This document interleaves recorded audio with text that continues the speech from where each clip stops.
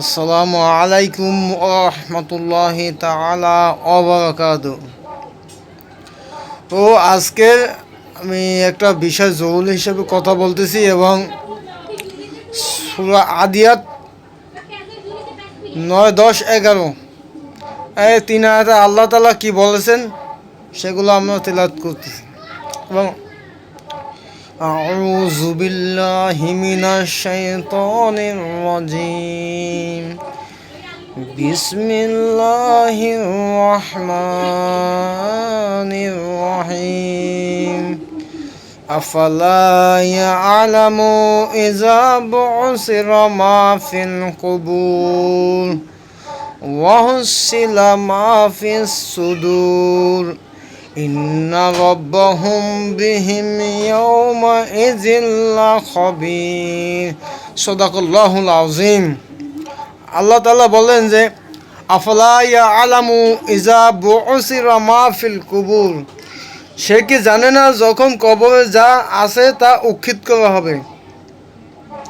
অহুসিলা মা ফিস সুদুর, যা অন্তরে এবং অন্তরে যা আছে তা অর্জন করা হবে। ইয়াউমা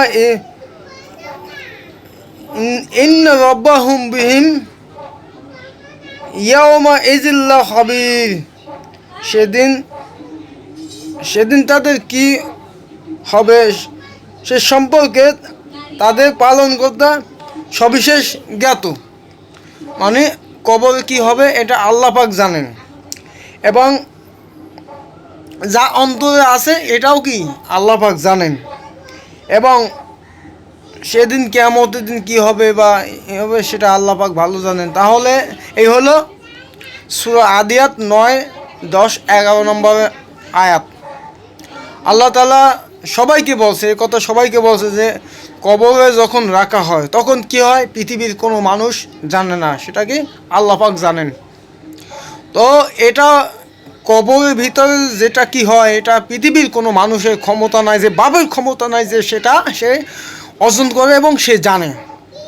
এবং অন্তরে মানুষের অন্তরে কি আছে এটাও কেউ জানে না, পৃথিবীর কোনো মানুষ জানে না, কিন্তু মন আল্লাহ পাক জানেন। কিন্তু সেদিন কি হবে সে সম্পর্কে তাদের পালনকর্তা সব শেষে জ্ঞাত। তো এখন যে কোন মানুষের অন্তরে কি হয় সেটাও জানেন আল্লাহ পাক এবং কবরের ভিতরে কি হয় সেটাও আল্লাহ পাক জানেন, এছাড়া কেউ জানে না। তাহলে যে আল্লাহ কবরের ভিতরে কি হয় সেটা যদি জানে, তাহলে কিছু কিছু নাস্তিক বেঈমান মুরতাদ অমানুষ সে অফিসের রুমের ভিতর বসে যে অবৈধ সম্পর্ক করছে, নাউজুবিল্লাহি মিন যালিক, সেটা অবশ্যই আল্লাহ পাক জানে না, সেটা দেখে নাই। সে মনে করছে যে হয়তো তার চাকরি চললে সে সমস্যা করেছে, সে অনেক কিছু হয়েছে, সে চাকরি চলে যাইতেছে, তখন তাকে সাথে যখন চাকরিটা চলে যায় তখন এই নাস্তিক এই অমানুষ আশিদুল ইসলাম রংপুরের ম্যানেজার বা ইনচার্জ যাই হোক না কেন, ইনি বলছে যে তোমার চাকরি যাবে না, তোমার চাকরি চললে যাবে না, তুমি আমার কথা শুনো। তাহলে অবশ্যই ঠিক আছে, চাকরি রক্ষার ক্ষেত্রে তার এই জানোয়ারের কথা শুনছে। এই জানোয়ার কি করছে, এই জানোয়ার তাকে প্রস্তাব দিয়েছে এবং সে চাকরি রক্ষার ক্ষেত্রে তার বলছে যে আমাদের কথা শুনতে হবে, যদি আমাদের কথা শুনো তাহলে তোমার চাকরি যাবে না। সে তো সরল মনে বিশ্বাস করছে এবং তার কথা শুনছে এবং শোনার পর যখন তার চাকরি চলে যাওয়ার সময় তখন তার পক্ষে সুপারিশ করছে এবং চাকরি টিকে রাখছে, চাকরি টিকে রাখা সুপারিশ করে চাকরিতে রাখা এই জানোয়ার বাচ্চা তাকে অবৈধভাবে ভোগ করছে। নাউজুবিল্লাহি মিন যালিক। চিন্তা করে দেখুন কত বড় জানোয়ারের বাচ্চা এ মনে করছে যে যাই হোক একে প্রস্তাব দেওয়া হয়েছে, প্রস্তাব দেওয়ার পরে যখন প্রস্তাবটা সে রাখছে তখন সুপারিশ করেছে, যখন প্রস্তাব রাখা হয়েছে, এই জানোয়ার যখন প্রস্তাব দিয়েছে, এই আশেদুল জানোয়ার যখন প্রস্তাব দিয়েছে, তখন সে চাকরি টিকে রাখার জন্য তার কথা রাখছে, তার প্রস্তাব রাখছে, রাখার পরে সুপারিশ করার পরে তখন এই জানোয়ারের আসল রূপটা দেখিয়েছে। এবং এই জানোয়ার তখন প্রস্তাব দিয়ে তখন বলছে, তখন যখন চাকরি টিকে গেছে, তখন এখন তো তার প্রস্তাবে রাখতে হবে, কারণ তো এটা জানাইলে মান ইজ্জত সব নষ্ট হয়ে যাবে। সেই বিবেচনা করে রাখছে, রাখার পরে এই জানোয়ারটা তাকে ছুটির সময় অফিসে বসে, মানে যেখানে একটা রুম আছে ওখানে কেউ যায় না, মানে গোপন একটা রুম, সেখানে ছুটির সময়, ছুটি হওয়ার আগে তাকে ডেকে নিয়ে নাউজুবিল্লাহি মিন যালিক আস্তাগফিরুল্লাহ, ও মনে করছে যে আমরা এখানে বসে এই রুমের ভিতরে ঢুকেই ওনাকে ভোগ করি। কেউ তো দেখতেছে না, কেউ দেখতেছে কোনো মানুষ আকাশের নিচে জমিনের উপরে কেউ দেখতেছে না, কিন্তু শুধুমাত্র আকাশের নিচে জমিনের উপরে কেউ দেখে না, কিন্তু মন আল্লাহ পাক দেখছেন। এই জন্য আল্লাহ তাআলা বলছেন যে আফালা ইয়ালামু ইজা বুসিরা মা ফিল কুবুর। আল্লাহ তাআলা নবীকে বলছেন যে হে নবী, আল্লাহ তাআলা নবীকে বলছেন যে হে নবী, কবরে যা হয় সে কেউ জানে না। কবরের ভিতর আফলা ইয়ালামু ইজা বুসিরা মা ফিল কুবুর, আল্লাহ বলছেন যে সেদিন জানে না যখন কবরে যা হবে, সেদিন জানে না কবরে যা হবে। তো কবরে কি হবে এটা আল্লাহ পাক জানেন। যেহেতু আল্লাহ পাক জানেন, তাহলে যে এই জানোয়ার সুপারিশ করিয়া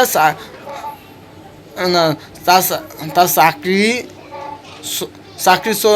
চাকরিতে এলোমেলো করছে, চাকরি চলে যাওয়ার সময় তাকে প্রস্তাব দিয়া বলছে যে আমার কথা যদি আমার কথা শুনো তাহলে তোমার চাকরি যাবে না, এই কথা বলে মানে এলোমেলো করছে। চলে যাওয়ার সময় এই জানোয়ার ওনাকে বলছে যে সমস্যা নাই, আমি দেখবো, তুমি আমার কথা শুনবে, রাখতে পারবে, যদি আমার কথা শোনো তাহলে আমি চেষ্টা করে দেখবো। তারপরে এই কথা বলে যখন তার কথা শুনেছে তখন সুপারিশ করে চাকরিটিকে রাখার পরে এই জানোয়ার, এই আশেদুল জানোয়ার তখন আসল রূপটা দেখিয়েছে। এখন সুপারিশ করে চাকরি টিকে গেছে, এই জন্য তার কথা যে বলছে যে শুনবো। আর এই জানোয়ার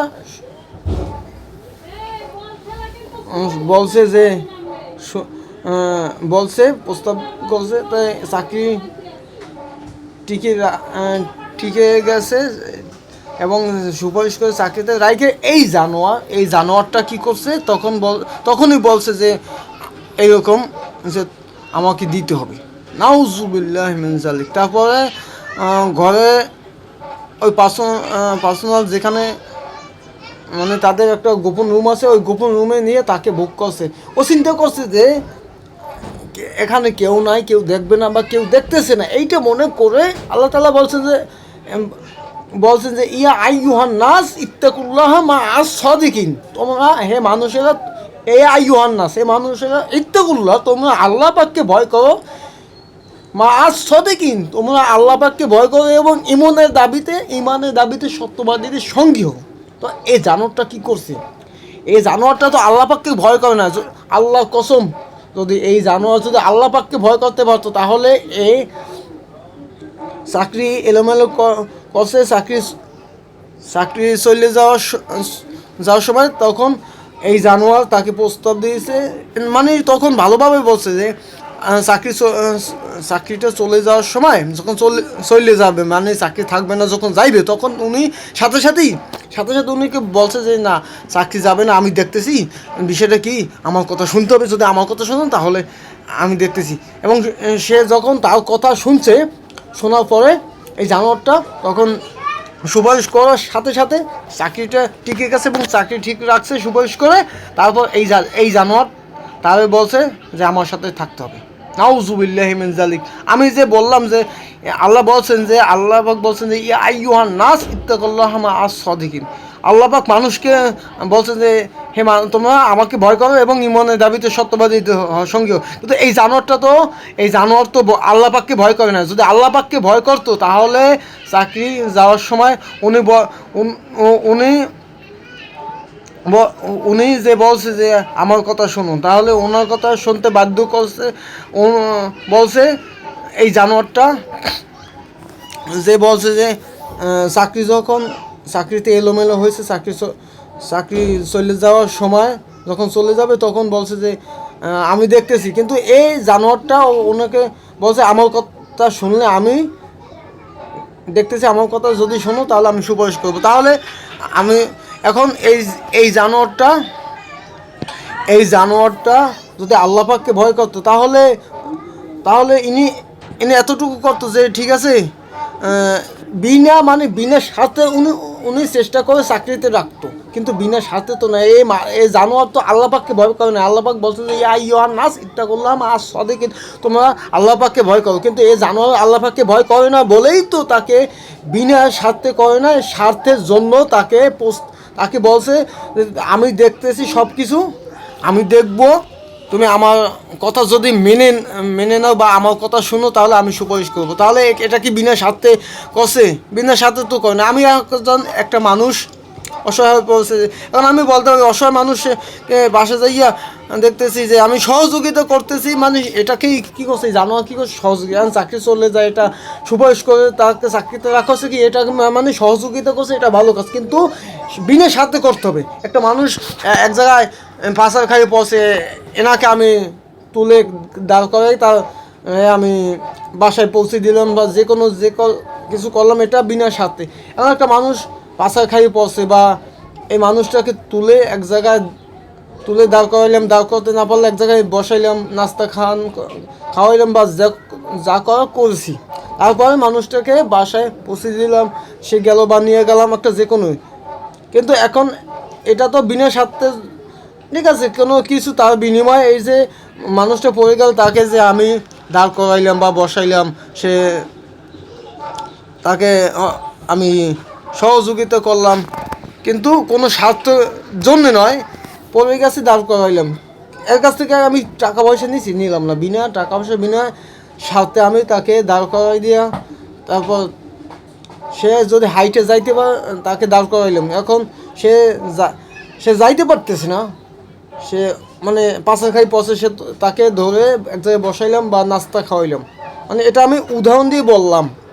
তো তারপর সে চলে গেল বা তাকে দিয়ে আসলাম, তার কাছ থেকে কোনো পারিশ্রমিক কিচ্ছু নিলাম না, আমি যে নাস্তাও খেলাম কিছু নিলাম না। তা এটা কি, এটা বিনা স্বার্থে এবং এটা কি আল্লাহ পাকের জন্য। কিন্তু উনি যে চাকরি চলে যাওয়ার সময় যে স্বার্থের জন্য সুপারিশ করে চাকরিতে রাখলো, এটা কি আল্লাহর জন্য করছে? এ তো আল্লাহর জন্য করে নাই, এত স্বার্থের জন্য।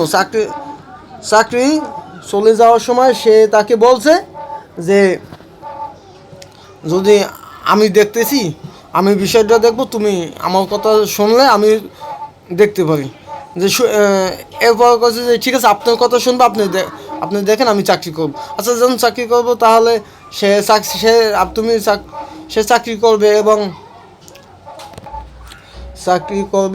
এবং সেকে প্রস্তাব দেওয়া হয়েছে বা তাকে বলা হয়েছে যে তোমার জন্য আমি সুপারিশ করব, দেখব, তোমার চাকরি যাবে না, চাকরি থাকবে, তার বিনিময়ে আমার কথা শুনতে হবে। তাই ঠিক আছে, তাই শুনতে হবে বলছে যে শুনবো। তখন সে এই জানোয়ার সুপারিশ করছে, সুপারিশ করার পরে চাকরি টিকে গেছে এবং চাকরিতে টিকে রাখে তারপরে বলছে আমার সাথে থাকতে হবে। নাউজুবিল্লাহ মিন যালিক। এরপরে এটা যে বলছে যে সুপারিশ করছে, যে তো আমার কথা শুনলে সুপারিশ করবো, তাহলে এর কথা শুনছে বলেই তো ইনি সুপারিশ করছে, আর এটাকে আল্লাহর জন্য করছে, এটা বিনা স্বার্থে করছে, বিনা স্বার্থে করে নাই। বিনা স্বার্থে থাকলে বলতেছে ঠিক আছে আমি দেখতেছি, যাবে না, তারপরে সুপারিশ করে চাকরিতে রাখতে, তারপরে টাকা পয়সা বা কিছু এই ধরনের যে তার সাথে সময় কাটানোর কথা বলছে, এটা তো বলতো না যে যে আমি দেখতেছি। বিনা স্বার্থে সুপারিশ করে চাকরিতে রাখতো, কিন্তু সে তো বিনা স্বার্থ, এই জানোয়ার তো বিনা স্বার্থে সুপারিশ করে নাই। স্বার্থটা হলো যে আগে বলে নাই, কিন্তু বলছে আমার কথা শুনতে হবে, তুমি আমার কথা শুনলে আমি দেখব, সুপারিশ করব, এটা তো বলছে নাকি, এইটা বলছে। তাহলে তারপর বলছে ঠিক আছে আপনার কথা সে বলছে আমার কথা শুনলে আমি দেখবো এবং সে তার কথা শুনলে সুপারিশ করে তার চাকরিতে রাখবে, এইটা বলছে। তারপরে সে বলছে ঠিক আছে আপনার কথা শুনবো। যখন বলছে শুনবো কথা, তখন এই জানোয়ারটা সুপারিশ করছে। তাহলে কি এই জানোয়ারটা কি বিনা স্বার্থে সুপারিশ করছে? না, স্বার্থর জন্যই তো সুপারিশ করছে। স্বার্থটা হলো কি, যে বলছে যে চাকরি এলোমেলো হয়েছে চাকরি চলে যাওয়ার সময়, তখন বলছে তাকে বলছে এই জানোয়ারটা বলছে যে চাকরি থাকবে, আমার কথা শুনতে হবে। তখন বলছে যে হ্যাঁ আপনার কথা শুনবো। যখন বলছে শুনবো, তখন এই জানোয়ারটা সুপারিশ করছে এবং সুপারিশ করার পর চাকরি থাকছে, চাকরি যায় নাই। তাহলে এ নাকি বিনা স্বার্থে করেছে? না, আমরা কঠিন প্রতিবাদ জানাই। এই সমস্ত জানোয়ার আছে কিছু মানুষ যে এরা স্বার্থের জন্য কিন্তু স্বার্থের জন্য করে, কিন্তু এই সমস্ত জানোয়ার আছে যে মা বোনের ইজ্জত নেই, টানাটানি। তাই এখানে মা বোন যখন বিপদে পড়ে তখন স্বার্থের জন্য উদ্ধার করে, কিন্তু মা বোন যারা আছে এই মা বোন বিপদে পড়লে তাদেরকে এই সমস্ত জানোয়ারেরা স্বার্থের জন্য, বিনা স্বার্থের জন্য সাহায্য করে না বা সুপারিশ করে না। স্বার্থের জন্য অবশ্যই সাহায্য করে। স্বার্থের জন্য বিনা স্বার্থে কেউ এগিয়ে আসে না। তো এই যে তারপরে সুপারিশ করার পর চাকরি যায় না, চাকরি আছে, চাকরি শুধু তিনি করে নয়, এই জানোয়ারটা বন্ধু একটা আছে, এই জানোয়ার আশেদুল তার বন্ধু লাইন লিডার লোকমানকে সাথে নিয়ে করছে। এখন তার বন্ধু লোকমান সে চাইছে যে লোকমান আশেদুলকে বলছে যে আমিও এনাকে করব। তখন এই জানোয়ারটা বলছে যে আমিও করবো, আমার করতে দাও। তখন এই বন্ধু মানুষ যেহেতু চাইছে করার জন্য, সে এই জানোয়ারটা লোকমানকে সাথে নিয়ে করছে। এবং 2 দিন পর একদিন এই জানোয়ার ছুটির সময় এই জানোয়ার আগে যাইয়ে করার পর জানোয়ারটা শেষ হইলে তারপরে ওর বন্ধু লোকমানকে পাঠিয়ে দিত।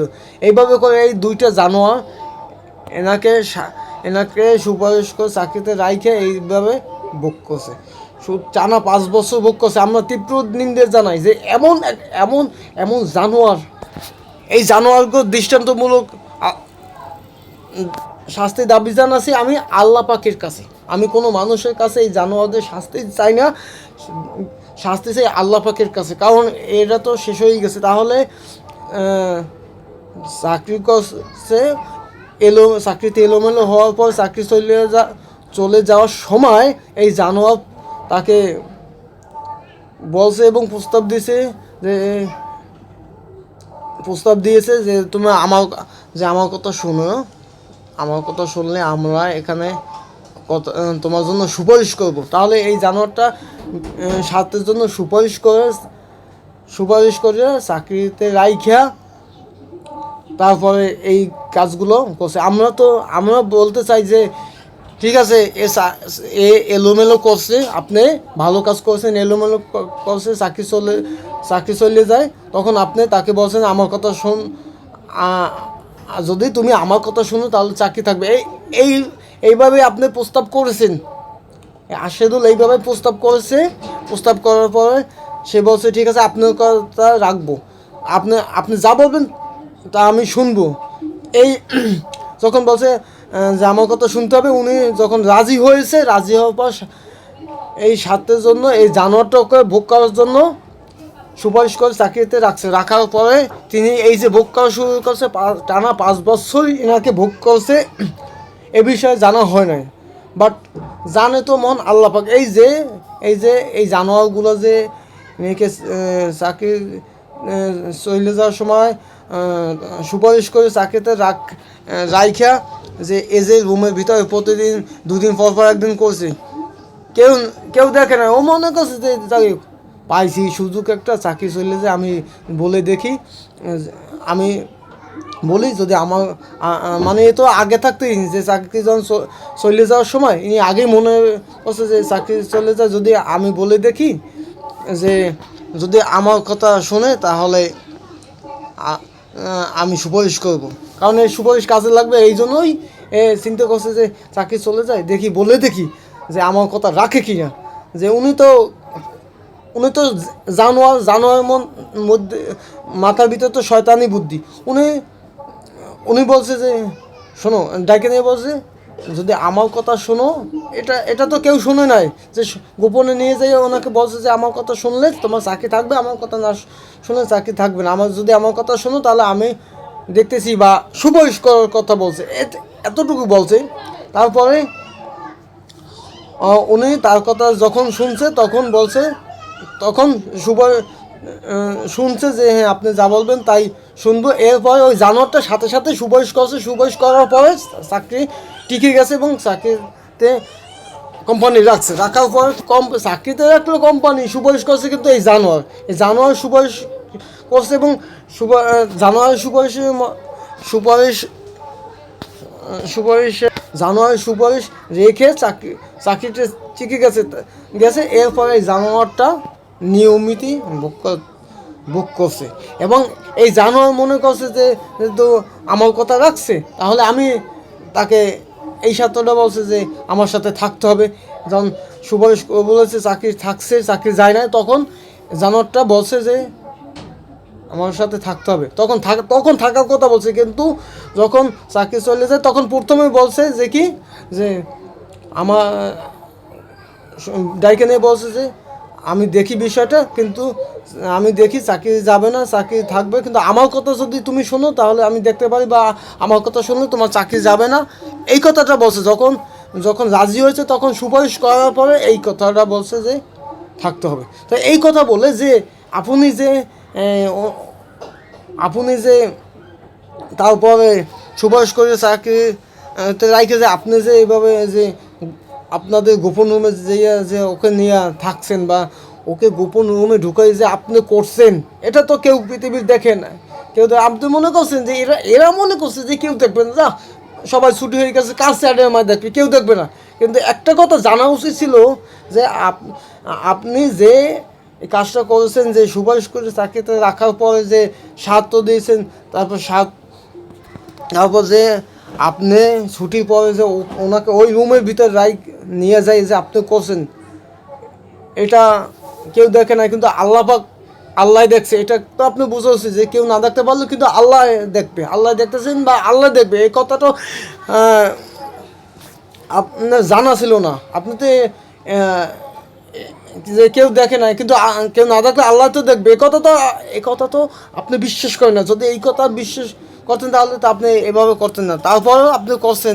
কিন্তু আপনি সুপারিশ করছেন, আপনার সুপারিশ কাজে লাগছে, যাই হোক চাকরি রক্ষা হয়েছে, চাকরি টিকে গেছে, চাকরি যায় না। আপনার সুপারিশে চাকরি আসিল, চাকরি থাকছে, চাকরি যায় না। তবে এই স্বার্থের জন্য আপনি প্রতিটা বছর আপনি টানা 2 দিন পর একদিন টানা 5টা বছর যে আপনি করলেন, আপনার তো জানা উচিত যে আমি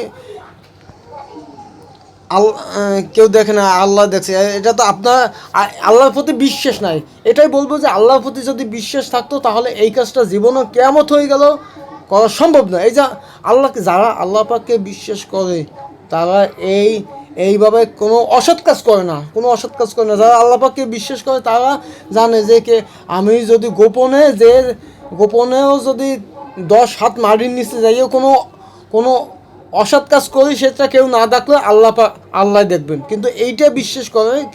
আর যারা মোনাফিক নাস্তিক পরকাল বিশ্বাস করে না, এরা এটা বিশ্বাস করে না। তো তুমিও পরকাল বিশ্বাস করো না, বলেই তো তুমি সুপারিশ করে চাকরিতে রাইখে তুমি তার দুই দিন পর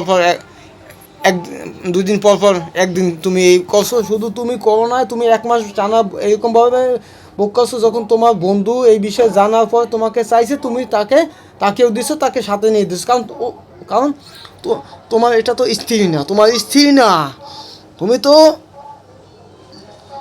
চাকরি যাওয়ার সময় বলছো, তোমার কথা শুনছে, শোনার পরে তুমি স্বার্থের জন্য তুমি সুপারিশ করে তারপর তুমি ওনার ওনার প্রতি তুমি সুপারিশ করে চাকরিতে রাখছো, রাখার পরে তুমি এইভাবে তুমি একটা মানুষকে ভোগ করছো, তুমি একটা মানুষকে, তোমার তো তোমার ঘরে মা বোনের কথা চিন্তা করা লাগতো যে এই এই এটা যদি তোমার মা বোন হতো, হ্যাঁ, এটা যদি এই আশিদুলাই যে জানোয়ার যদি মা বোন হতো তাহলে কি এই কাজটা করতে পারতো? অবশ্যই পারতো না। তাহলে এই জানোয়ার আশিদুল, রংপুর ইনচার্জ আশিদুল এবং লাইন লিডার লোকমান, এদেরকে জুতা দিয়ে পিটানো উচিত ছিল, কিন্তু কেউ জানে না এইটাই। কিন্তু আমি যদি জানতাম তাহলে ওরে বেজ্জত, খোদার কসম, আমি এই জানোয়ার দুইটায় বেজ্জতি করে ফ্যাক্টরি থেকে বাইর করে দিতাম। আমি সেটা আমার ক্ষমতা ছিল, তবে আমি জানি না বলে। তবে আমি বিষয় জানলে ওরে অফিস থেকে চাকরি থেকে বেজ্জতি করে শুধু ওরে বাইর করে দিতাম। বেজ্জতি করে শুধু বাইর করে দিতাম না, ও ও যে কাজটা করছে এটা আমার পরিচিত মানুষের সাথে কাজটা করছে। আমার পরিচিত মানুষ ঢোকার পরে 1 মাস পরে চাকরিতে এলোমেলো হয়ে যাওয়ার পরে চাকরি চলে যাওয়ার সময় তখন তারে বলছে, তাকে প্রস্তাব করছে যে যখন চলে যায় তখন বলছে আমার কথা শুনলে চাকরি, আমার কথা শোনো, যদি আমার কথা শোনো তাহলে তোমার চাকরি থাকবে। তখন তার কথা রাজি হওয়ার পরে এই জানোয়ার সুপারিশ করে চাকরিতে রাখছে, আর রাখার পরে সুপারিশ করে চাকরিতে রাখে তখন এইগুলো কাজগুলো করছে এই জানোয়ারটা। তবে উনি সুপারিশ করছে একবার, বারবার তো সুপারিশ করে নয়। আমি যদি বলতাম, বুঝে যাইতো যে বারবার সুপারিশ করছে তাহলে বারবার এই কাজটা করতো। বুক করছে 5 বছর, 2 দিন পর পর একদিন যে করছে এই জানোয়ার আশেদুল পুরো টানা 1 মাস, দ্বিতীয় মাসের মাথায় ওর বন্ধু লোকমান চাইছে এবং লোকমানকে সাথে নিয়ে করছে টানা 5 বছর, টানা 5 বছর এনাকে ভোগ করেছে। কিন্তু কিন্তু এটা তো বোঝা উচিত যে এই মেয়েটা যদি এই জানোয়ারের মা বোন হতো, যদি মা বোন হতো তাহলে কি এই মা বোনের সাথে কি এই কাজটা করতে পারতো? অবশ্যই পারতো না। তাহলে এই জন্য আমি বলি যে মাঝে মাঝে এই জন্য বলছি যে তা আমার বিল মারুফ ও তানহাউনা আনিল মুনকার। আমি মানুষকে এই জন্য বলি যে সৎ কাজে আদেশ করি, অসৎ কাজে নিষেধ করি। কিন্তু এ যদি সৎ কাজে আদেশ করতো আর অসৎ কাজে নিষেধ করতো তাহলে এই কাজটা জীবনও করতো না। চাকরি যাওয়ার সময় ওনাকে বলতো না যে আমার কথা শুনলে চাকরি থাকবে, তুমি আমার কথা শোনো, আমি দেখতেছি, ঠিক আছে। এরপরে দেখার কথা বলে যে আমার কথা শোনো, আমার কথা শুনলে তোমার চাকরি থাকবে, আমি তারপর এই জানোয়ার সুপারিশ করে এই কাজটা অবশ্যই করতো না। এবং এই যে জানোয়ারটা কাজটা করছে, এই জানোয়ার কাজটা করছে কিন্তু কেউ দেখে নাই। দেখবে কীভাবে? কেউ দেখবে না। পৃথিবীর কেউ না দেখলেও তো আল্লাহ আল্লাহ দেখছে। অবশ্যই আল্লাহর কাছে জবাব দিতে হবে এবং এর জন্য আল্লাহর কাছ থেকে অবশ্যই এই জানোয়ারের উপরে আল্লাহ পাকের গজব আসবে। আমি বলি কার কাছে দিলাম না, আল্লাহ যেন এর বিচার করে। এতটুকু বলছি ছোট্ট করে। আল্লাহ যেন এই জানোয়ার এই দুই জানোয়ার আশেদুল এবং লাইন লিডার লোকমান, এদের যেন বিচার আল্লাহ করে, এতটুকু বলছি। তবে এইটা হলো যে তবে এই বিষয়টা জানি না। যদি জানতাম তো তো এই জানোয়ার দুইজনকে আমি বেজ্জতি করে ফ্যাক্টরি থেকে বাইর করতাম, কারণ সে ক্ষমতা আমার আছে। এই জানোয়ার দুইজনকে বেজ্জতি করে ফ্যাক্টরি থেকে বাইর করে এবং অপমানজনক করে ফ্যাক্টরি থেকে বাইর হয়ে যাওয়া লাগতো। ফ্যাক্টরি থেকে বেজ্জতি হয়ে বাইর হয়ে যাওয়া লাগতো। যদি এই জানোয়ার দুইজন না থাকতো তাহলে এ চাকরি আরও করতো এবং চাকরি ছাড়িয়ে যাইতো না। কারণ চাকরি ছাড়িয়ে গেছে যে ভোগ তো করতেই আছে। যতদিন চাকরি করতেছি দেখতেছি আমাকে ছাড়তেছে না, যতদিন চাকরি করতেছি 2 দিন পর একদিন আমার সাথে করতেছে। মান সম্মানের বিষয় তাকিয়ে তখন সে লোকটা চলে গেছে।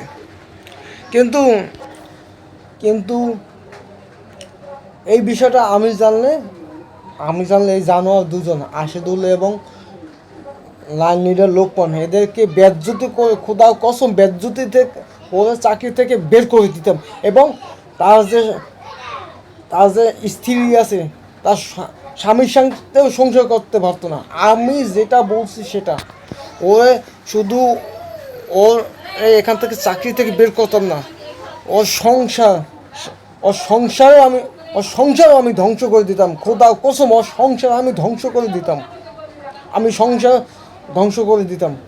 ও জানোয়ারে আমি দৃষ্টান্ত, ওর ওরে আমি বেজ্জতি করে চাকরি থেকে বের করে দিতাম। এবং ও তার স্ত্রীর সাথে কিভাবে সংসার করে, স্বামী স্ত্রী সংসার করে, এবং তার স্ত্রীকে রাত্রের বেলায় স্ত্রীর সাথে শারীরিক সম্পর্ক করে, এটাও আমি দেখে নিতাম। এটাও আমি দেখে নিতাম। ও চাকরি থেকে বের করে দিয়ে ও ও তার স্ত্রীর সাথে সংসার সংসার করে, এবং রাত্রে স্ত্রীকে যে শারীরিক সম্পর্ক করে, যেটা এর সাথে করছে, রাত্রে স্ত্রীর সাথে শারীরিক যৌন মিলন করে স্ত্রীর সাথে যে শারীরিক সম্পর্ক করছে, এটাও আমি দেখে দিতাম। আমি জানলে দেখতাম যে ও কীভাবে ওর স্ত্রীর সাথে সংসার করে, এবং ও স্ত্রীকে নিয়ে থাকে এবং সংসার করে, এবং ওর স্ত্রীর সাথে রাত্রে শারীরিক সম্পর্ক করে, এটাও আমি দেখে নিতাম। তো আমি এই পর্যন্ত বলছি, আর কিছু বলার নাই। আমি আমার বক্তব্য শেষ পর্যায়ে শেষ করতেছি। তার আগে একটা কথা বলছি, তবে এই ঘটনা আমি জানলে আল্লাহ সাবিলিল্লাহ হযরত আলী সাহেব রহমতুল্লাহ আলাইহ জামে মসজিদে তাহাজ্জুদে নামাজ পড়ে আমি মানত করতাম। আর আর আলী সাহেব রহমতুল্লাহ আলাইহ জামে মসজিদে মানত করলে বা দান করলে এমন কোনোটা হয় না 10টা মানত করলে 8 থেকে 9টাই পূরণ হয়। 8 থেকে 9টা মানে হয়তো 10টার ভিতর 2-1টা কি অতিরিক্ত হলে তিনটে মিস হইতে পারে, কিন্তু 7টা কি কনফার্ম 100% আলিশা মসজিদে মানত করলে পূরণ হয়ে থাকে। আর আমি যদি বলতাম যে আমি জানলে তো ওর চাকরি থেকে বেজ্জতি করে যখন আলিশা রহমতুল্লাহ জামে মসজিদে মানত করতাম যে ও যেন ওর স্ত্রীর সাথে সংসার করতে না পারে, এই কথা যদি বলতাম আর মানত করতাম, অবশ্যই ও এই জানোয়ার দুইজন আশিদুল এবং লোকমান এরা তার স্ত্রীর সাথে সংসার করতে পারতো না। বিগত কষে এখন বলতেছি, এখন যখন আমি এখন আর সেদিন আসবে না, হয়তো একদিন শোনা যাবে যে এই জানোয়ারে সংসার ধ্বংস হয়ে গেছে এবং তার সংসার নাই, এবং তার স্ত্রী তাকে ফেলে অন্য পুরুষের সাথে চলে গেছে। এইটাই নজির হবে ইনশাল্লাহ। আল্লাহ নামে শপথ করে বলছি, এই জানোয়ারের আশিদুল এবং লিডার লোকমান এদের স্ত্রী থাকবে না, এদের সংসার থাকবে না, এবং এদেরকে ফেলে এদের স্ত্রীরা অন্য পুরুষের কাছে যাবে এবং অন্য পুরুষকে বিয়ে করবে, এদের সংসার থাকবে না, চুরমার হয়ে যাবে। কারণ এ মানুষের বরদোয়া থেকে আল্লাহ পাক বাঁচতে বলেছেন। আমার সাথে অন্যায় করলে আমি যদি আল্লাহ পাকের কাছে বলি এবং বিচার দিই, তাহলে অবশ্যই কার্যকারিত হবে। যেহেতু ইনি আমার ঘনিষ্ঠ এবং পরিচিত লোক, এই আমার ঘনিষ্ঠ পরিচিত লোকের সাথে এই যে কাজটা করেছে, টানা 5টা বছর ভোগ করার পরে এই লোকটা বাড়িতে বিয়ে হওয়ার পর বাড়ির থেকে যখন তিনি স্বামীকে বাড়ি রেখে আসার পরেও বিয়ে হওয়ার পরে কর্মস্থলে ফিরে আসার পরেও এই জানোয়ারটা তাকে আবার ওই রুমে নিয়ে তার সাথে শারীরিক সম্পর্ক করছে এবং তাকে ভোগ করছে, এবং তাকে আগের মতো যে টানা 5 বছর তাকে করছে, আবার বিয়ের পরেও তাকে ছাড়ে নাই। বিয়ের আগে তো টানা 5 বছর চাকরির জন্য সুপারিশ করে, তারপরে টানা 5 বছর ভোগ করার পরে তার বিয়ে হয়ে গেছে। বিয়ে হয়ে যাওয়ার পরে তাকে ছাড়ে না। বিয়ে হয়েছে, স্বামী হয়েছে, তারপর বিয়ে হয়ে যাওয়ার পরে তিনি কর্মস্থলে ফেরত আসার পরেও স্বামী জেনে শুনে স্বামীকে রেখে তারপরে এই অফিসের ভিতরে এই জানোয়ারটা করছে। তো চিন্তা করে দেখুন কত বড় জানোয়ার। বিয়ের আগে একটা মেয়ে মানুষকে চাকরির এলোমেলো হয়েছে চাকরি চলে যাওয়ার সময়, তখন তাকে বলছে যে আমার কথা শোনো, আমার কথা আমার কথা শুনলে মানে আমার কথা শুনলে চাকরি যাবে না। এরপরে বলছে আমার কথা মানে এর কথা শুনলে সে সুপারিশ করবে। তখন এই কথা শুনছে পর সুপারিশ করে চাকরিতে রাখে 5 বছর বুক করার পরে তারপরে বিয়ে হয়েছে। বিয়ে হয়ে যাওয়ার পরে এই জানো আবার বিয়ের আগেও করছে টানা 5 বছর, বিয়ে পরে পরে আবার টানা 6 বছর, নাউজুবিল্লাহ, মানে টানা 11 বছর করছে। এই 11 বছরে এই জানোয়ার দুইজন করছে। চিন্তা করে দেখেন কত বড় জানোয়ার। তাহলে চিন্তা করে দেখেন এখন এখন এই যে আমার পরিচিত লোকের সাথে করছে, আমি মনে করেন যে ওই লোকটা হয়ে আমি যদি আল্লাহর কাছে হাত উত্তোলন করে বলি এবং তাহাজ্জুদের নামাজ পড়ে বলি, এটা কার্যকারিতা হবে না। অবশ্যই আমি যদি বলি তাহলে অবশ্যই কার্যকারিতা হবে। আর আল্লাহর কাছে যদি আমি বিচার দিই বা আল্লাহর কাছে বলি যে আল্লাহ আমার পরিচিত লোকটার সাথে এই যে কাজগুলো করছে, আল্লাহ তুমি বিচার করো, আল্লাহর কাছে বিচার দেই এবং বলি যে ও এই দুই জানোয়ার যেন বউ না থাকে, সংসার যেন না থাকে, যেন সংসার ভেঙে চুরমা হয়ে যায় এবং তার এই দুজনের বউ যেন না থাকে এবং তার সংসার এবং তার স্ত্রী কিছু যেন না থাকে, সংসার ভেঙে যায় এবং তার স্ত্রী যেন অন্য পুরুষের সাথে চলে যায়, এরকম যদি আল্লাহর কাছে দিই। কারণ এই জানোয়ার তো অবশ্যই অপরাধ করছে। এই জানোয়ার তাকে দর্শন সুপারিশ করে চাকরিতে রাখে যে এত বছর যে তাকে ভোগ করেছে, তাকে বিয়ে করে না, তাকে ভোগ করছে এবং অন্য মেয়েকে বিয়ে করছে, বউ রাইখে তাকে সুপারিশ করে চাকরিতে রাইখে সে যে ভোগ করছে। এখন যদি আল্লাহর কাছে আমি বলি অবশ্যই কার্যকারিতা হবে এবং আমি বলি অবশ্যই বললে অবশ্যই হয়তো 6 মাস 1 বছর বা 5 বছর হলেও এই জানোয়ারের সংসার থাকবে না এবং এই জানোয়ারের স্ত্রীও থাকবে না এবং স্ত্রীও যাবে কার সাথে? ওর স্ত্রী যাবে মানুষের সাথে। আমি বলছি এই জানোয়ার যে আমার পরিচিত লোককে সাথে যেভাবে আমার পরিচিত লোকটা যে এইভাবে যে করছে, যে আমার পরিচিত লোকটা যখন চাকরিতে এলোমেলো করার পর চাকরি যাওয়ার সময় যখন তাকে বলে যে আমার কথা, তাকে বলে যে সুপারিশ করে চাকরিতে রাখে যে এইভাবে যে আমার পরিচিত লোকটা যে রুমে নিয়ে এইভাবে ভোগ করেছে টানা 5 বছর করছে। 5 বছর করার পর বিয়ে হওয়ার আগে 5 বছর, বিয়ে হওয়ার পরেও 5 বছর, মোট 11 বছর যে ভোগ করছে এবং এই জানোয়ারটা ভোগ করায় তার স্বামীও নেই। যাই হোক, আমার পরিচিত এতটুকু বলবো, কিন্তু কে এটা বলতেছি না, তবে বলতেছি যে এই লোকটা যে ভোগ করছে চাকরি যাইতো ঠিক আছে, তো সে একটা চাকরিতে সমস্যা করছে, তার প্রবলেম করছে, চাকরি নাই, চাকরি যাবে, চাকরি চলে যাক, সমস্যা কি?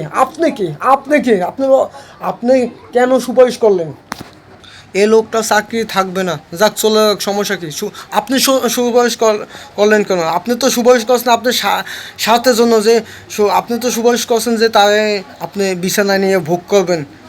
এইটা তো আপনার চরিত্র। তাহলে চিন্তা করে দেখেন যে এই জানোয়ার দুজনের কত চরিত্র, এবং বিশেষ করে যে গার্মেন্টসের ভিতরে সিনিয়র পক্ষ আছে, যেমন ইনচার্জ, লাইন লিডার, এগুলো যে কত বড় জানোয়ারের বাচ্চা এবং কত বড় জানোয়ার এটা কেউ বুঝে না।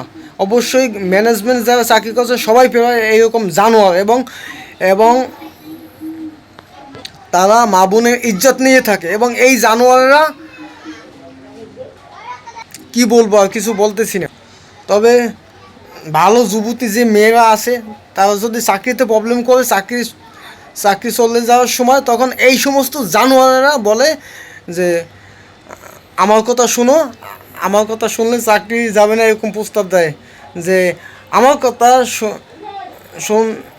শোনো, আমার কথা শুনলে চাকরি থাকবে। তখন জানোয়াররা কি বলে, তখন যুবতী মেয়েরা আছে না, চাকরিতে সমস্যা যদি করে, এই সমস্ত জানোয়াররা চাকরি চলে যাওয়ার সময় তাকে প্রস্তাব দেয় যে যে আমি দেখতেছি বা এই ধরনের মানে বিষয়টা তিনি দেখার আগে যখন দেখবে চাকরি চলে যায় তখন তাকে প্রস্তাব করে যে আমি দেখতেছি আমার কথা শুনো, যদি আমার কথা শুনো তাহলে তোমার চাকরি থাকবে, না তো চাকরি থাকবে না। এই কথা বলে জানোয়ারটা কি করে, জানোয়ার যখন যখন কথা শুনে যে হ্যাঁ ঠিক আছে আপনার কথা শুনবো, এ কথা বলার সাথে সাথে এই সমস্ত ম্যানেজমেন্টের জানোয়ারগুলো তখন এই যুবতী মেয়ের জন্য সুপারিশ করে চাকরিতে রাখে। তখন এই ম্যানেজমেন্ট জানোয়ারগুলো এভাবে এই যুবতী মেয়েকে ভোগ করে গোপন রুমে। এখন তো আর এভাবে করতে পারে না, অফিসের ভিতরে কোনো রুম থাকলে তো ছুটির পর করতে পারে না, তাহলে কীভাবে করে, বাসায় গিয়ে করে অথবা হোস্টেলে নিয়ে করে। তাহলে এই সমস্ত জানোয়ারগুলো ম্যানেজমেন্টে যে জানোয়ারগুলো এদেরকে বহিষ্কার করা উচিত এবং এই সমস্ত জানোয়ারদেরকে জুতা দিয়ে পিটানো উচিত। কিন্তু ধরা তো পড়ে না, কেন ধরা পড়বে? এখন সুপারিশ করে চাকরিতে রাখে তো বাইরে বসে করতেছে, তো কোম্পানির ভিতর বসে করতেছে না এই জন্য। কিন্তু আমরা দেখেছি যে এরকম অনেক নজির দেখছি যে এরকম ধরা খাইছে, যারা অফিসের ভিতর বসে এরকমের ধরা খাইছে যে অবৈধ কাজ করছে, একটা মেয়ের প্রতি সুপারিশ করে তাকে রাইখা তারপর অবৈধ কাজ করছে, এবার ধরা খাইছে এরকম জানি। তো আমার আর কিছু বলার নাই যে এই সমস্ত জানোয়ারদের ধোলাই করতে হয়। এই জানোয়াররা তো এই সমস্ত যুবতী মেয়েদের জন্য করে, যে সমস্ত ভালো হাই কোয়ালিটির মেয়ে আছে তারা যদি চাকরিতে সমস্যা করে আর চাকরি যদি চলে যায় তখন এই জানোয়ারদের মাথা ঠিক থাকে না। তখন এই জানোয়াররা তাকে বুঝিয়ে প্রস্তাব দেয় এবং বলে যে যে যে আমি দেখতেছি, তাকে প্রস্তাব দেয় যে দেখতেছি আমার কথা শোনো, শোনার কথা শুনো, তা আমার কথা শুনে চাকরি থাকবে। তখন তখন এই জানোয়ারটা তো কাকে বলে, যে এই যে সিনিয়র জানোয়ার, যে এই সিনিয়র কাকে বলে, যুবতী মেয়ে যারা জুনিয়র আছে তাদেরকে এই সিনিয়র জানোয়ারগুলি বলে। যে চাকরি করতেছে, হঠাৎ করে সমস্যা হয়েছে, চাকরি চলে যায় তখন এই জানোয়ারগুলো, ম্যানেজমেন্টের জানোয়ারগুলো তাকে প্রস্তাব করে যে আমি দেখতেছি, যদি আমার কথা শোনো তাহলে আমি দেখতেছি, এবং সুপারিশ করে যে আমি দেখতেছি তোমার চাকরি যাবে না, যদি আমার কথা মাইনে চলে তাহলে তোমার চাকরি যাবে না। তখন রাজি হয়ে যাওয়ার পরে এই জানোয়ারগুলো তখন সুপারিশ করে চাকরিতে রাখে। তখন এই জানোয়ারগুলো বিভিন্ন জায়গা নিয়ে এই যুবতী মেয়েদেরকে দর্শন করতেছে এবং এই কাজগুলো করতেছে। অবশ্যই এগুলো বন্ধ করা উচিত। এই সমস্ত ম্যানেজমেন্টের জানোয়ারদেরকে অবশ্যই দৃষ্টান্তমূলক শাস্তি দেওয়া উচিত। এই সমস্ত ম্যানেজমেন্ট জানোয়ারগুলো বহুত খারাপ। আমরা দেখছি এই সমস্ত ম্যানেজমেন্টের জানোয়ারগুলো এই সমস্ত কাজগুলো করে, যেখানে অফিস আদালতে সমস্ত এই যে জানোয়ারগুলি এরা অসহায় মানুষের ইজ্জতের উপরে হাত দেয়। যখন কোনো জায়গায় দেখে যে একটা যুবতী মেয়ে চাকরি করতেছে, সমস্যা করছে, তাই এই যুবতী মেয়ে চাকরি চলে যায়, তখন তার পাশে অসহায় মানুষের পাশে যাইয়া তাকে এই স্বার্থগুলো দেয়, যে বলে যে শোনো, প্রস্তাব করে যে আমি দেখতেছি আমার কথা যদি শোনো তাহলে চাকরি